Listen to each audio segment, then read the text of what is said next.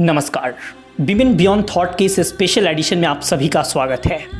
इस वक्त मेरे साथ बातचीत करने के लिए सोनम ठाकुर जी इस वक्त मेरे साथ हैं, तो मैम सबसे पहले आपका बहुत बहुत स्वागत।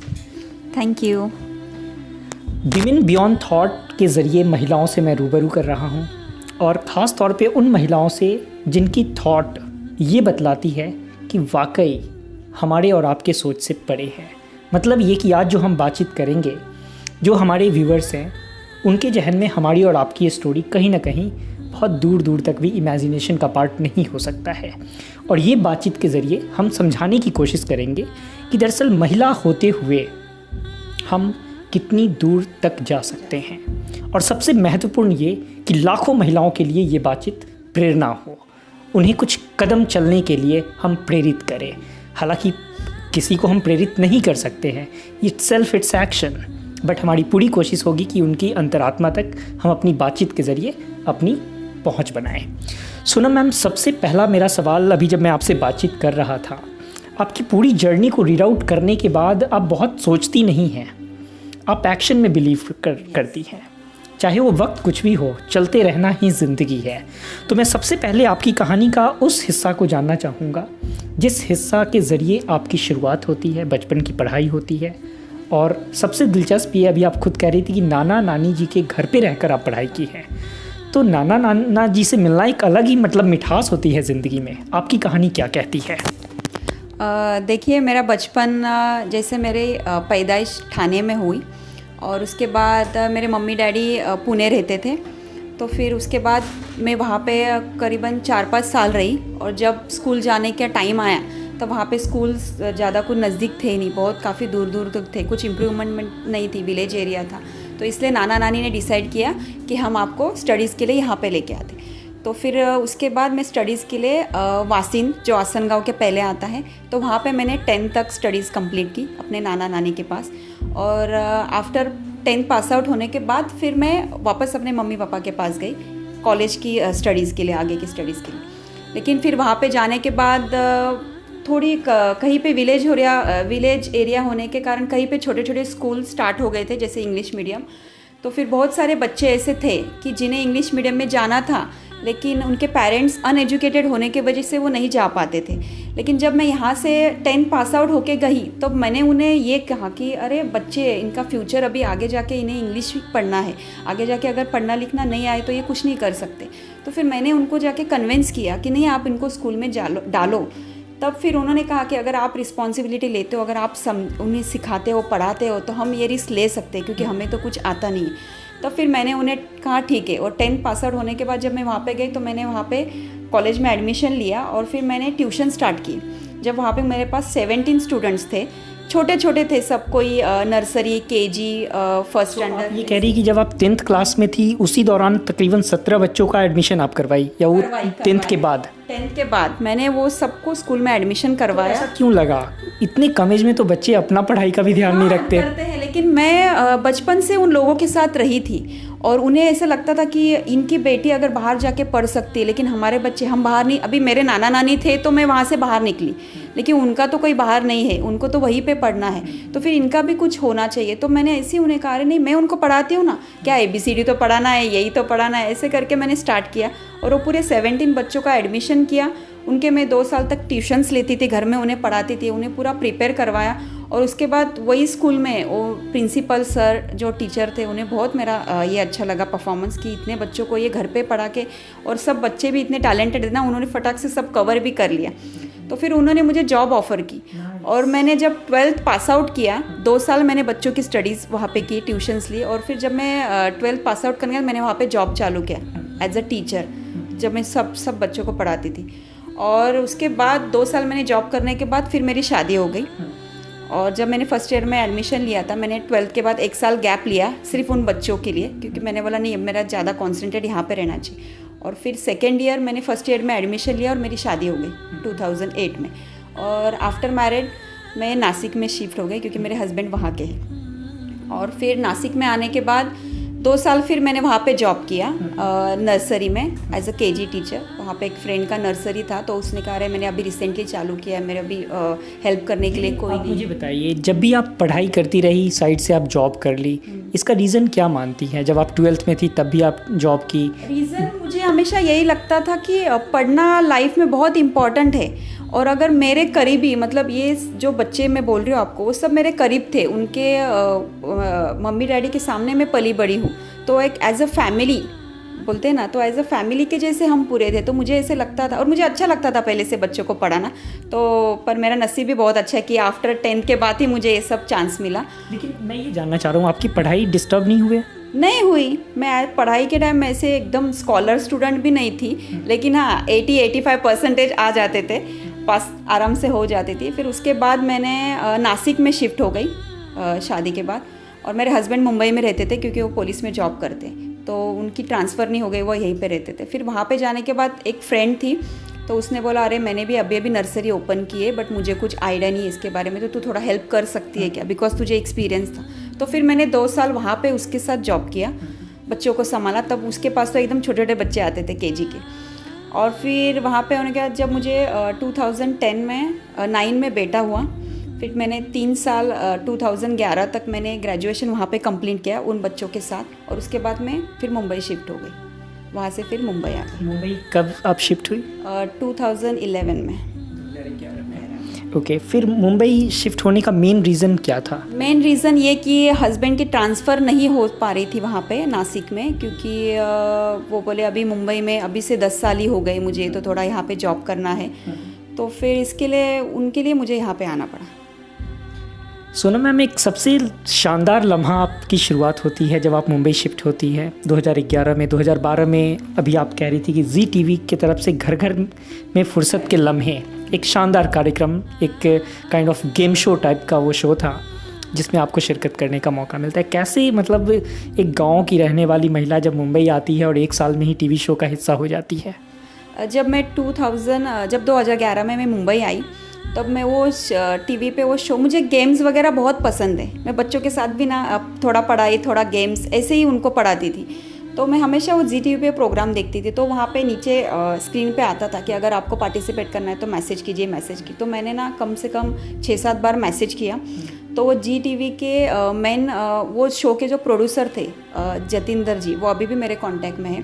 तो उन्होंने मुझे कॉल किया और वो मेरे घर पे आए कि उन्हें देखना था कि मैसेज करने के बाद डायरेक्टली मैं इन्हें कैमरा के सामने कैसे ले जाऊँ। तो वो एक दिन घर पे आए, मैम आपका इंटरव्यू लेना है मुझे, आप कैसे है, क्या है, कैसे बातें करते हैं, मुझे देखना है। तो मैंने बोला ठीक है। तो वो एक दिन शाम के टाइम में आए, तो 1.5 घंटा उन्होंने मेरे से बातें की, ऐसी एज अ फ्रेंड, कि वो बोले आप ऐसे मत समझो कि मैं एक जी टीवी एक शो का प्रोड्यूसर हूँ या क्या, और पर नेचुरली हम ऐसी फ्रेंड है करके ऐसी बातें। तो उन्होंने पूरी मेरी इन्फॉर्मेशन ली, मैं कहाँ से बिलोंग करती हूँ, क्या हो क्या नहीं, सब उन्होंने जाना, और उन्होंने तभी मेरा सिलेक्शन कर लिया। और फिर उसके बाद मैंने कांदिवली में, उन्होंने कहा मैम आपका घर बहुत छोटा है, कैमराज वगैरह बहुत होते हैं, तो यहाँ पे शूट नहीं हो सकता, तो आप कांदिवली आ सकते हो क्या? तो मैंने बोला ठीक है। तो फिर मैं कांदिवली गई, तो उन्होंने हमें एक फ़्लैट दिया जहाँ पे वो जेठालाल की बहन, उनका फ्लैट था, तो उनके फ्लैट पे हमने शूट किया। और वो 2011 में वो शो मेरा जी टीवी पे आया था। 2012 में, सॉरी, राइट। सो वो शूट का क्या माहौल था, किस तरह की एक्टिविटी आपके साथ हुए? एक्टिविटी मतलब फर्स्ट तो हमारा पूरा इंटरव्यू था, एक एपिसोड तो पूरा इंटरव्यू में गया, मेरे हस्बैंड, हम कैसे मिले, कैसी शादी हुई, क्या हुआ, वो सब पूरे इंटरव्यू था मेरी लाइफ के बारे में। और उसके बाद मेरी जो को कंटेस्टेंट थी उसका इंटरव्यू हुआ, और उसके बाद एक गेम शोज़ थे, जो मेरी फैमिली अपोजिट उसकी फैमिली, ऐसे गेम शोज़ थे। तब मुझे 15,000 की बनारसी साड़ी मिली थी और 8,000 कैश प्राइज़ मिला था। क्या बात है। लेकिन फिनाले तक पहुंची मैं, लेकिन फिनाले में फिर 3rd राउंड, 2 राउंड जीती, 3rd राउंड में ओके, बियॉन्ड दी थर्ड के व्यूअर्स के लिए सोनम मैम, अब सबसे इम्पॉर्टेंट बात मैं बताऊं, ये तो ज़िंदगी के एक लम्हे थे, लेकिन जो सबसे महत्वपूर्ण लम्हे हैं अब शुरू होने वाला है, क्योंकि हम ये शो इसलिए ही कर रहे हैं क्योंकि लाखों महिलाओं के लिए ये शो एक प्रेरणा बने। सोनम मैम, क्यों ऐसा लगा कि ज़िंदगी के हर लम्हों में, जैसा कि एक शो का भी आप हिस्सा थी, उसी के इर्द गिर्द ये भी है, आप बिज़नेस का एक मॉडल क्रिएट की, एक मॉडल ऐसा जो एक महिला को बदल दे, एक मॉडल ऐसा जिस बिज़नेस में इन्वेस्टमेंट ज़ीरो हो।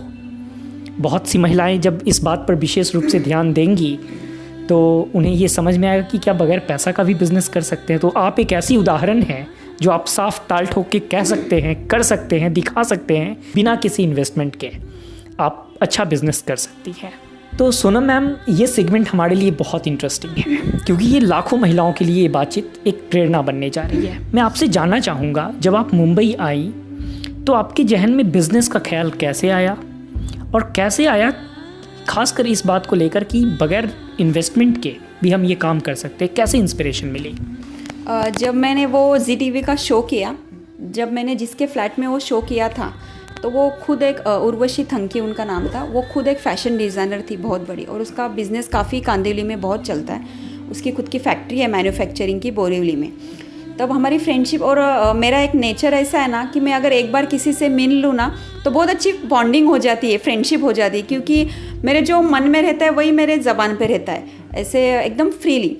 तो तभी मेरी हम दोनों की इतनी अच्छी फ्रेंडशिप हो गई। तो फिर उसने मुझे ऑफ़र किया कि अरे सोनम, मैं बिज़नेस करती हूँ, तू भी अगर वहाँ पे रहती है, अगर कुछ काम नहीं तो तू मेरे साथ बिज़नेस शुरू कर सकती। तो मैंने बोला ठीक है। तभी भी मेरा ज़ीरो इन्वेस्टमेंट था, मैं सिर्फ उसके यहाँ से डिज़ाइनर कुर्तीज़ मटेरियल्स लेके आती थी और यहाँ पे बेचती थी, और जो मेरा इनकम होता था वो मैं साइड में रख के। बेचने का क्या कॉन्सेप्ट था? बेचने का कॉन्सेप्ट ऐसे कि जैसे कोई अभी कस्टमर है, जैसे मेरे हस्बैंड के पुलिस में फ्रेंड सर्कल है, तो कोई रक्षाबंधन है, दिवाली है, तो उन्हें गिफ्ट्स लगते थे अपने बहनों को देने के लिए।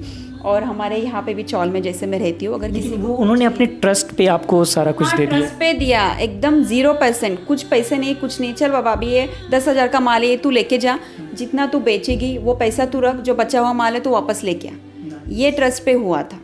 तो मैंने 4 साल तक उनके साथ वो जॉब किया, और उसके बाद इस पे और बातचीत करेंगे, ये बातचीत बहुत इंपॉर्टेंट है मैम। आपने अपने सोसाइटी, हम कह लें अपने फ्रेंड सर्किल, एक कह लें कि एक प्लेटफॉर्म आपने क्रिएट किया, अपने लोगों के बीच आपने बिजनेस करने का एक ज़रिया बनाया। लेकिन मुझे लगता है कि बहुत से लोग इस जगह शर्मा भी सकते हैं कि यार मैं ये कपड़ा कैसे बेचूं, कैसे किसी को बोलूं। तो आप कैसे इस चीज़ को फेस की? ऐसे कुछ नहीं। अभी मैं ना यहाँ पे सबको बोला, अरे मैं ना, मेरी एक फ्रेंड बिजनेस स्टार्ट करती है, बहुत बड़ी फैशन डिज़ाइनर है, तो उसके साथ मैं भी कर रही हूँ, अगर तुमको चाहिए ना तो तुम बिंदास घर पे आओ, लेके जाओ। ठीक है, बताएं। हस्बैंड को भी बोला, ऑफिस में भी जाना, किसी को भी कुछ चाहिए, क्योंकि ना मैं बिज़नेस करने से पहले भी ना, जब इनके फ्रेंड सर्कल थे, ये है, अरे कुछ मेरे वाइफ के लिए ये लेना है, वो लेना है। अभी जहाँ पे मैं जो एरिया में रहती हूँ, हिंद माता, यहाँ पे साड़ियाँ बहुत फेमस है। यहाँ से आप जाओगे तो पूरी साड़ियों की दुकान है। हाँ, तो फिर अरे भाभी को बोलना ना, मैं आता हूँ, मुझे ना मेरी बीवी के लिए साड़ी चाहिए, मेरी सिस्टर के लिए चाहिए। तो मैंने बोला, अरे जब मुझे लेके बाहर से ही लेना है तो फिर मेरे से ले लो। हाँ, तो फिर मैंने हस्बैंड को कहा कि आप ऑफिस में सबको बोलना, अगर किसी को भी कुछ चाहिए तो आप बिंदास मेरे पास आइए, मेरे पास सब माल अवेलेबल है, इवन कुर्ती से लेके मटेरियल तक। तो इन्होंने भी सबको ऑफिस में बताया, उनको भी नहीं ऐसे शर्म आया यार मेरी वाइफ कपड़ा बेचती है कैसे नहीं, क्योंकि मेरे हस्बैंड बहुत सपोर्टिव है, वो भी चाहते थे नहीं यार तू आगे बढ़, तुझे जो करना है वो कर। तो फिर ऐसे करते करते धीरे धीरे फ्रेंड सर्कल में यहाँ पे लोगों को अच्छा लगा, तो उन्होंने और 4 लोगों को बोला, अरे उसके पास बहुत डिज़ाइन है, क्योंकि उनके पास जो माल रहता था ना वो पूरे हिंद माता दादर में कहीं नहीं मिलता था, एकदम डिज़ाइनर पीस रहते थे। तो अभी जिसको चॉइस पता है वो लोग ऑब्वियसली, तभी भी मैं ठाणे तक ये करती थी। ठाणे में मेरी एक फ्रेंड थी, वो पॉलिटिशियन थी, तो उसको भी मैंने व्हाट्सएप पे फटाफट, जिसको अरे मेरे पास ये कुर्तीज़ है, किसको चाहिए तो ले लो, तो वो वहाँ से लेने को आते थे। तो उसने वहाँ पे भी मेरा बिज़नेस बढ़ाया कि सब पॉलिटिशियन वालों को, अरे मेरी फ्रेंड है ना बहुत अच्छी कुर्तीज़ बेचती। तो ऐसे बोलते हैं ना, जैसे अपना क्राउड, अपना सर्कल जितना बड़ा हो तो अपन बिज़नेस उतने अच्छी तरीके से कर सकते। तो धीरे धीरे फिर सबको पता चलने लगा, रहे इसके पास बहुत अच्छी अच्छी कुर्तीज़ रहती है। तो फिर 1 से 2, 2 से 4 ऐसे करते रहते कस्टमर बढ़ते गए। एक क्वेश्चन और मैम, इस काम को करने में इस वक्त कहीं से रुकावट आई क्या आपको? कहीं नहीं। किसी ने बोला कि ये काम गलत है? किसी नहीं, हाँ लोग बोलते थे, अरे यार बहुत महंगा है, हम वहाँ पे गए ना तो बहुत सस्ता मिलता है, ऐसे मुझे। लेकिन वो लोग क्या, अपने कोई ऐसे भी लोग थे जो बोलते थे कि नहीं तुम ये काम मत करो, ये काम अच्छा नहीं लगे? नहीं, ऐसे तो किसी ने कहा नहीं, कभी नहीं। मेरे हस्बैंड ने, मेरे फैमिली मेम्बर ने, किसी ने भी नहीं कहा। कभी किसी ने मजाक उड़ाया? मजाक उड़ाए, देखो लोगों की आदत क्या रहती है, जो घर पे बैठे उनको दूसरा और कोई काम ही नहीं रहता, क्योंकि वो कुछ खुद तो कुछ कर नहीं सकते, लेकिन अगर सामने वाला करता है तो उनको देखा नहीं जाता, ये क्या है घर पे कपड़े लाने का और ये बेचने का। ऐसे मैं बहुत लोगों की सुनती थी, ये क्या है पुलिस वाले, अपने हस्बैंड पुलिस में और अपन ये सब काम करने का। अरे क्यों नहीं करने का, काम कोई छोटा बड़ा नहीं होता है। मतलब कह सकते कुछ लोग थे जो आपको जरूर कमेंट थे हैं, अरे बहुत महंगा रहता है, ये नहीं लेना चाहिए इधर, ये क्या ऐसा क्या है बिजनेस, घर पे कोई ऐसे करता है क्या, उधर तो इतना दुकान है वहाँ पे जाने का। बहुत सारी मैंने बातें सुनी, बट मेरे और मेरे हस्बैंड को कभी इस बातों से कोई फ़र्क नहीं पड़ा। और पूरे 2-3 साल तक मैंने बहुत अच्छे से बिज़नेस किया। फिर जब 2014 में मुझे बेटी हो गई तो उसके बाद थोड़ा मैंने स्टॉप कर दिया ये बिज़नेस कि बाबा 2 बच्चों को हैंडल करना थोड़ा ये था। और उसके बाद फिर जब कोरोना हो गया तो वो फ्रेंड ने मुझे वापस कॉल किया कि अरे तूने अभी 2-3 साल बंद किया है, बट अभी ऑफलाइन का ज़माना बंद हो गया, अभी सब ऑनलाइन ही चल रहा है, तो तू फिर से स्टार्ट कर। क्योंकि मेरे कस्टमर ज़्यादा बढ़ गए थे ना, तो उसे भी अच्छा लगता था, अरे मेरी फ्रेंड है, इतने कस्टमर, उसका भी माल अच्छा जाता था। तो उसने बोला तो फिर से स्टार्ट कर। तो फिर से मैंने 2020 में ऑनलाइन चालू कर दिया। मतलब 2014 में आपने बंद किया हाँ। और 2020 में फिर से चालू किया। बीच में मैंने पूरा गैप, बीच का पूरा टाइम मेरे बच्चों के लिए, फैमिली के लिए ही था, क्योंकि मैंने दोनों बच्चों को कभी ट्यूशन में भेजा नहीं, मैं दोनों की स्टडीज़ घर में ही लेती थी। तो सोचा ज़्यादा से ज़्यादा टाइम उसको दूँ, तो दोनों को ही संभाला। और फिर जब ये कोरोना हो गया तब फिर मैंने वापस स्टार्ट किया। फिर मतलब कोविड को भी आपने एक अपॉर्चुनिटी के तौर पे देखा। Yes right. सो अब मैं ये जानना चाहूँगा, जो 2014 में जो लोग आपसे जुड़े थे वही 2020 में भी जुड़े? यस, वो पूरे कस्टमर मुझे पूरे 6 साल तक, अरे तू यार वापस चालू कर, क्योंकि जो तेरे पास माल रहता है वो कहीं पे नहीं मिलता है। मुझे लोगों ने बहुत कॉल्स किए, इवन इनके फ्रेंड्स भी ऑफिस के, क्योंकि जब रक्षाबंधन होता था तब एक friend 6-6, 7-7 piece at a time उठाते थे, क्योंकि उनके बहनें रहती थी, भाभी आपकी चॉइस बहुत अच्छी है, चॉइस बहुत अच्छी है, वो हिसाब से। तो हमेशा सब कॉल करते थे। लेकिन जब ये बिज़नेस बंद हुआ, लेकिन लोगों से कनेक्शन बंद नहीं हो गया। वो फिर भी आते थे और मुझे शॉप में लेके जाते थे, नहीं भाभी आप शॉप में चलो, पर आपके चॉइस से ही लेके दो, साड़ी हो या ड्रेसेस हो, कोई भी हो। तो फिर वो कनेक्टेड है अभी भी, और अभी कनेक्टेड है मतलब, और उन्होंने 10 लोगों को बताया। और एक पहलू और इस स्टोरी का है मैम कि जैसे 2014 में वो मैम आपसे जुड़ी जो फैशन डिज़ाइनर है, फिर 2020 में कौन आपको इंस्पायर किया? उसने ही किया एक्चुअली, इंस्पायर उन्होंने ही किया। उसने मुझे बोला अरे अभी ऑनलाइन है, अभी लोग ज़्यादा शॉपिंग करते नहीं हैं, तो अगर तू ड्रेसेस का कर रही है, क्योंकि उसे भी पता था मेरा क्राउड फ्रेंड सर्कल काफ़ी बड़ा है, तो तू है ना अभी 2 बच्चों को संभालना है, और पुलिस का भी जॉब है। अगर एक इंसान कमाने वाला और 3 जन खाने वाले, तो पॉसिबल नहीं है ना। अगर घर पे बैठ के तू ये कर सकती तो अच्छी बात है। तो फिर मैंने इनको बोला तो ये बोले। अब मैं चाहूँगा कि जो महिलाएं ख़ास तौर पे यहाँ तक की जर्नी आपकी सुनी है, अभी भी देखा जाए तो ऑनलाइन एक ट्रेंड बन गया है, ये एक शानदार प्लेटफॉर्म इसको कह सकते हैं। किस तरीके से आप कोविड वाले सिचुएशन में एक प्लेटफॉर्म को फिर से आप ज्वाइन की, कैसे क्रिएट की, और कैसे ये पूरा प्रोसेस आप बिज़नेस का की? कोविड के बोले ना, वो स्टार्टिंग के जो 6 महीने थे, वो तो पूरे 6 महीने हमने घर पे ही बिताए। और तभी तो ये कुछ आइडिया नहीं थी, तभी तो सब कोरोना से इतने ये थे। और हस्बैंड जॉब पे जाते थे, वो एक बड़ी टेंशन थी कि बाहर जाते, पुलिस का जॉब करते, घर में 2 बच्चे और घर भी इतना ही, तो बहुत प्रॉब्लम हुआ। तो 6 महीने तक हमने घर में बैठ के ही बिताए। तो उसके बाद फिर उसने मुझे आइडिया दी कि ऐसे करना चाहिए। तो मैंने बोला हाँ यार, क्योंकि 6 महीने तक कैसे हो गए थे ना हमारी लाइफ, दिन भर मोबाइल, दिन भर फ़ोन, वही, और रील्स बनाओ, ये बनाओ, वो बनाओ, टिकटॉक बनाओ, उसी पे जाता था। तो मैंने बोला अरे जब दिन भर हमारा ऐसे भी फ़ोन में जा रहा ही है, तो क्यों ना कुछ काम कर लिया करे। तो फिर उससे उसने मुझे ये आइडिया दी। तो मैंने बोला ठीक है। तो वो मुझे कुर्तीज़ के फ़ोटोज़ वगैरह ही भेजती थी, मैं स्टेटस पे रखती थी। तो फिर मुझे ये अरे प्राइज़ ये मुझे भेज दे, वो मुझे भेज, सबको अच्छा। मुझे पुराने कस्टमर थे, वो तो बहुत खुशी हो गए कि अरे इसने वापस बिज़नेस स्टार्ट किया। तो फिर उसने बोला अरे मैं ना तू ड्रेस के साथ साड़ियों का भी चालू कर, क्योंकि साड़ियों का भी मैन्युफैक्चरिंग ना मेरे फ्रेंड सर्कल में है। तो मैंने बोला ठीक है। तो धीरे धीरे साड़ियाँ, धीरे धीरे बच्चों के कपड़े, तो और एक चीज़ ऐसे छोटी मोटी हर एक चीज़। अभी बोले ना अगर किसी को कोई भी चीज़ चाहिए तो सिर्फ मुझे कॉल करते कि सोनो मुझे ये चाहिए, ये भेज देना प्लीज़, ये एड्रेस है, मैं पैसे जीपे कर देती हूँ। मैंने बोला ठीक है। अभी मेरे पार्सल्स, कुरियर्स, मैंने बोला दिवाली में दुबई, कनाडा, वहाँ तक मेरे पार्सल्स गए। इन 1.5 साल में कम से कम 700-800 मेरे कस्टमर्स हो गए। मेरे व्हाट्सएप पे आप देखोगे 1000 के ऊपर कॉन्टैक्ट्स है, और 1 से 2, 2 से 2 कैसे बोलता है ना अभी एक। और मैंने आपको पहले ही बोला मेरा नेचर है ना ऐसा फ्रेंडली है।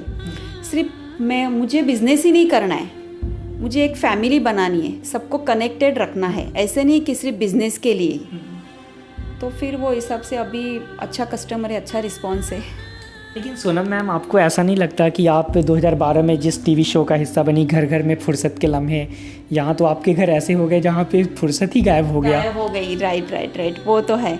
अभी फुर्सत तो बिल्कुल नहीं रहती, क्योंकि दोनों बच्चों को पढ़ाना, इवन उनकी स्कूल की कुछ एक्टिविटीज़ है वो देखना, और हस्बैंड को तो टाइम रहता नहीं है, इवन फैमिली में ससुराल वाले अगर कोई आए, किसकी शादी है, किसकी ये है, वो सब अटेंड करना। और मुझे ऐसे नए नए कुछ सीखना बहुत अच्छा लगता है। मैं ना पूरे साल में जितने फेस्टिवल्स आते हैं सब सेलिब्रेट करती हूँ। इवन गणपति घर पे रहते, नवरात्रि रहते हैं, इवन मैं गुड़ी भी उभारती हूँ। मतलब ऐसे नहीं कि अभी मैं एक बात बोलना भूल गई कि मैं प्रॉपर नेपाल की हूँ। तो पर कैसे बोलते ना, जन्म यही का है तो फिर यहीं पे, लेकिन बोलते ना रूट वहाँ का है, नेपाल का है। तो ऐसे नहीं कि अभी हम यहाँ पे है तो यहाँ का नहीं, अभी हम महाराष्ट्र में रहते हैं तो फिर यहाँ के सब फेस्टिवल्स में सेलिब्रेट करती हूँ। लोग मुझे यहाँ पे बहुत सारे पूछते भी है कि तुम कैसे मैनेज करते हो ये सब करना, 2 बच्चों को संभालना, ये सब मैनेज करना बहुत ईजी रहता है अगर हमने अंदर से बात सोची कि मुझे ये करना है। अब मैं मॉर्निंग में 5 बजे उठती हूँ।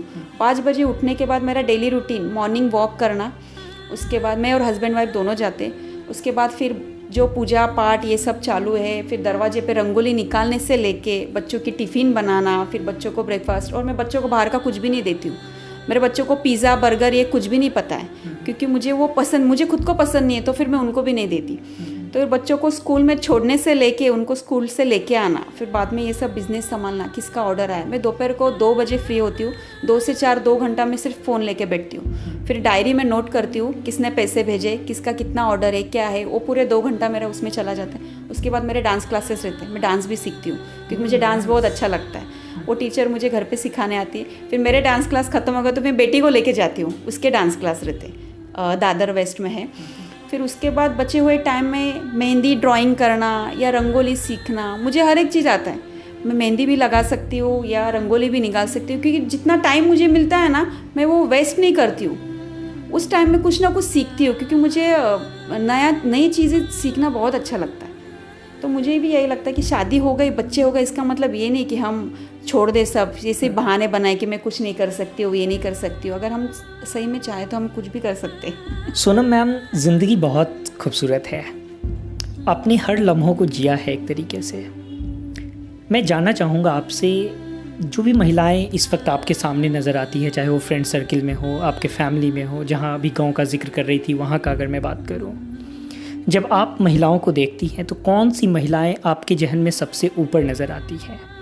वो महिलाएं जो गांव की हैं, जो एक दर्द में हैं, वो महिलाएं जो गांव में रहते हुए बहुत खुशी में हैं, सामान्य ज़िंदगी जी रही हैं, वो महिलाएं जो शहर की हैं, एक संघर्ष भरी ज़िंदगी में हैं, या वो महिलाएं जो तेज़ तर्रार अपनी जीवन शैली से बहुत सक्सेसफुल हैं, खुशहाल हैं और शानदार हैं? कौन महिलाएं आपके जीवन में सबसे ज़्यादा कनेक्ट हैं?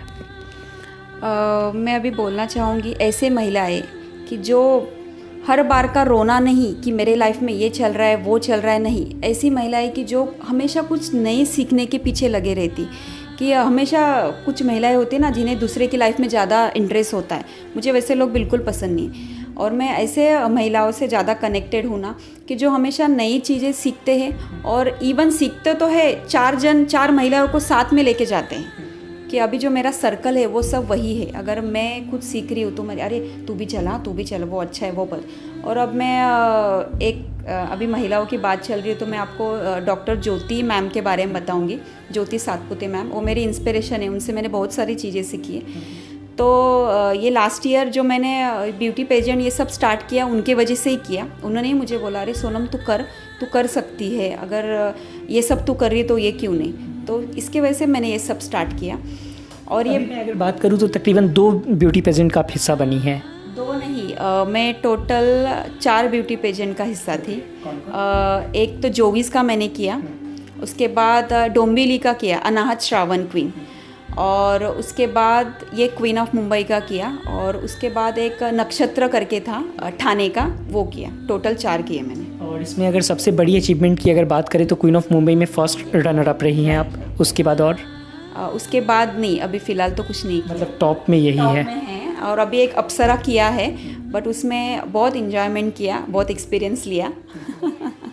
मैं अपने व्यूअर्स को कहना चाहूँगा कि बिज़नेस भी है, रियलिटी शो का भी हिस्सा बन रही हैं, लर्निंग का भी पूरा एक्सपीरियंस चल रहा है, बच्चों का केयरिंग है, फैमिली केयरिंग है, और जो कल्चरल एक्टिविटी है उसमें भी आप इन्वॉल्व रहती हैं। और सोनम मैम, अगला मेरा सवाल आपसे ये होगा कि जिस तरीके से हम आपके घर में आए हैं, एक रूम का मैं कह सकता हूँ कि आपका घर है, ज़िंदगी यहाँ से कितनी बड़ी दिखती है?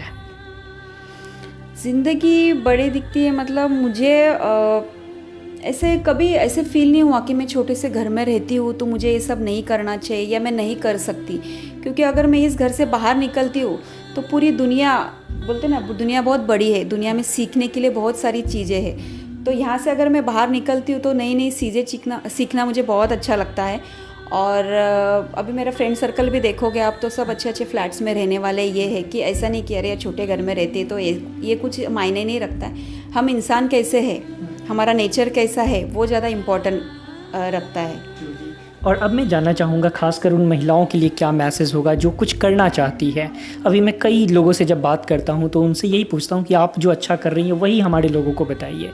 लेकिन अगर मैं आपको कहूँ कि उन महिलाओं के बारे में ज़रा आप सोचिए जो कुछ नहीं कर रही हैं, जिनके पास एक इकोनॉमिकल कोई स्टेटस नहीं है, कोई प्लेटफॉर्म नहीं है, कोई थॉट नहीं है, तो कैसे उन्हें इंस्पायर करना चाहेंगी सो दैट कि कुछ ऑनलाइन रिलेटेड बिजनेस वो कर सके?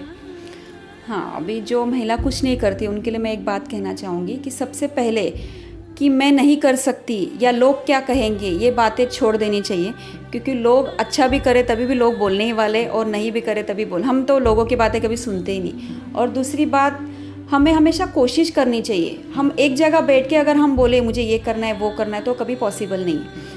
और दूसरी बात तो हमेशा हमें अपनी लाइफ के बारे में सोचना चाहिए, दूसरों के लाइफ में इंटरफेयर नहीं करना चाहिए। दूसरे क्या करते हैं हमें उनसे कोई लेना देना नहीं, बस मुझे आगे बढ़ना है, मुझे ये सब करना है, वो चीज़ में ध्यान देना चाहिए। और हाँ, ऑनलाइन का बिज़नेस तो अभी एक मेरा ग्रुप भी है जिसमें बहुत सारे ऐसे महिलाएं जिन्हें जॉब करना है, मीन्स बिज़नेस करना है, तो उनके लिए मैंने एक ग्रुप बनाया है। तो उनको मैं रोज़ के अपडेट्स देते रहती हूँ, तो वो भी घर बैठे बैठे ये कर सकते हैं। मतलब आपसे अगर कनेक्ट भी हो जाए तो काम ज्वाइन हो जाए तो आप ज्वाइन कर सकते हैं। और उनको मैं मैन्युफैक्चरिंग से मेरा पूरा कांटेक्ट है, तो इसके लिए वो रिजनेबल में मिलता है। तो आप अगर उसमें आपका कुछ भी ये है, इन्वेस्टमेंट तो ज़ीरो है, इन्वेस्टमेंट तो करना ही नहीं है आपको, बस यहाँ से फ़ोटो उठा के अपने स्टेटस में रखना है और जो ऑर्डर मिले वो लेना है। बाकी इसमें इन्वेस्टमेंट कुछ भी नहीं है, घर बैठे बैठे आप ये बहुत अच्छे से कर सकते हैं। ग्रेट, क्या शानदार कॉन्सेप्ट कह सकते हैं। और ख़ास तौर पे जब मैं अभी आपके घर पे इस वक्त मौजूद हूँ सोनम मैम, तो एक क्वेश्चन ये रह जाता है कि आप किन से इंस्पायर होती है। अभी हालांकि ज्योति सातपुते मैम का आप अभी नाम ली है, लेकिन और अगर मैं आपसे पूछूँ जिन महिलाओं से आपको प्रेरणा मिलती है वो उस कतार में कौन लोग हैं? प्रेरणा मिलती है मतलब मैं आपको बोलूँ तो मुझे प्रेरणा मेरे हस्बैंड से ही मिली है क्योंकि उनका हमेशा से ऐसी था कि एक तो वो है ना ज़्यादा बात नहीं करती है, वो बहुत शांत किस्म के, तो उनको वाइफ एकदम ऐसे टैलेंटेड चाहिए थी जो ज़्यादा बात करने वाली हो, जो हमेशा कुछ कर सके, आगे बढ़े। तो हमेशा वही मुझे इंस्पायर करते कि अरे नहीं तू ये कर, मैं उनको बोला अरे मुझे ये करना है, नहीं तू कर, हमेशा सपोर्ट करके यही करते। और आज उनका सपोर्ट है इसलिए मैं आज यहाँ तक पहुँची हूँ। Sonam ma'am, do you think बहुत कम महिलाएं ऐसी होती हैं जिनके हस्बैंड से इंस्पिरेशन मिलती है, तो क्या कहना चाहेंगे इस रिलेशनशिप के बारे में? देखो, हस्बैंड वाइफ का रिलेशन बहुत इम्पॉर्टेंट होता है। हम दोनों में सबसे पहली बात अंडरस्टैंडिंग होनी चाहिए। अगर अंडरस्टैंडिंग नहीं है तो फिर रिलेशनशिप एकदम ज़ीरो, उसका कोई मीनिंग ही नहीं है। लेकिन अभी जिन्हें हस्बैंड का सपोर्ट नहीं मिलता या हस्बैंड नहीं, और मुझे बस इतना कहना है कि अगर हस्बैंड का सपोर्ट नहीं है, हस्बैंड को जो अच्छा लगता है तुम वो करो, उन्हें समझाओ कि अरे यार घर पे बैठ के अगर हम अच्छा ऑनलाइन बिजनेस कर सकते तो अच्छी बात है ना, है ना। जहाँ पे इंस्पिरेशन की बात है, ये बहुत बड़ी बात आप कह रही है मैम। सो कैसे उनकी पर्सनालिटी आपको क्लिक करती है? मेरे हस्बैंड के बारे में बोल रही हूँ। जैसे मेरे हस्बैंड को आप देखोगे तो वो 2003 में पुलिस में भर्ती हो गए, लेकिन उससे पहले उनके डैडी मतलब मेरे ससुर जी बहुत जल्दी एक्सपायर हो गए जब मेरे हस्बैंड और उनके भाई छोटे थे। तो तब से वो ना ऐसे काम कर रहे, मतलब तीनों जन थे और माँ को उन्हें संभालना था, तो तब से वो छोटे मोटे काम, मतलब उनके लिए कोई भी काम छोटा नहीं था तभी भी। और आज छोटा छोटा काम करके आज वो ये मुकाम तक पहुँचे। आज उनका खुद का फ्लैट है बहुत बड़ा। उनकी जर्नी आपको बहुत इंस्पायर करती है। तो उन्होंने जब मुझे फर्स्ट टाइम जब हम मिले शादी से पहले, तब उन्होंने मुझे सब उनकी स्टोरी बताई कि ऐसे हुआ तब मैंने राइट बोला आपने कि वही स्टोरी मुझे इंस्पायर करती है उनकी। बहुत बड़ी बात मैम। सोनम मैम, आपसे जितनी बातें करूँ बातें कम है, लेकिन समय हमें देखना था, समय की भी थोड़ी सी पाबंदी है। आप हमारे लिए बातचीत किए, बियॉन्ड दी थर्ड डे के लिए टाइम निकाली, और ख़ास तौर पे विमेन बियॉन्ड थॉट के इस मंच पे जुड़ी, इसके लिए बहुत बहुत शुक्रिया ma'am. Thank you so much, आप यहाँ पे आए और मुझे बहुत सारी बातें बोलनी थी और मुझे एक मौका दिया as women's day special week के लिए, तो thank you so much. So कोई ऐसी बात तो नहीं है जो आपके दिल में है जो हमें से शेयर करना चाहती थी जो छूट गई है? नहीं, छूट गई नहीं, बस मुझे इतना ही बोलना है एक महिलाओं को, जो घर बैठी महिला, उन्हें मुझे इतना ही कहना है कि अगर आप सच में कुछ करना चाहते हो तो करिए। ये लोगों बातें करना, गॉसिपिंग करना, ये सब बंद करके कुछ तो भी सीखिए। इवन हम सीखेंगे ना तो बच्चे, आज फ्यूचर है हमारा फ्यूचर, अगर हम अच्छी बातें सीखते, हम कुछ नया सीखते तो हम उनको सिखा सकते है ना, तो उनका फ्यूचर भी ब्राइट है। और बियॉन्ड दी 30 के व्यूअर से भी मैं एक बात कहना चाहूँगा कि सोनम मैम, जितना देर मैं आपसे बातचीत किया मुझे बिल्कुल पता नहीं चला कि हमारा बातचीत भी हो गया। और आपसे मैं मतलब कुछ ऐसा सोच के नहीं कुछ बातचीत किया जिससे मुझे आपसे कुछ बात जाननी थी, क्योंकि आपकी बातें ऑलरेडी इतनी इंस्पायर्ड है, ये तमाम लोगों को इतना टच करेगी कि मुझे बहुत कुछ निकालना नहीं पड़ा आपसे। So thank you so much